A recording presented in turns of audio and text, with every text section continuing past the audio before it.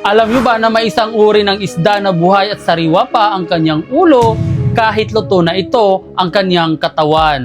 Ito ang yen-yang fish o mas kilala na dead and alive fish. Ang putahe na ito ay mula pa sa Taiwan. Ang paraan nila sa pagluto ng isda ay lilinisin muna ang buong katawan at hihiwain ito. Saka naman piprituhin habang hinahawakan ng ulo gamit ang basang towel. At ang nakadiscover sa dish na ito ay ang owner ng restaurant.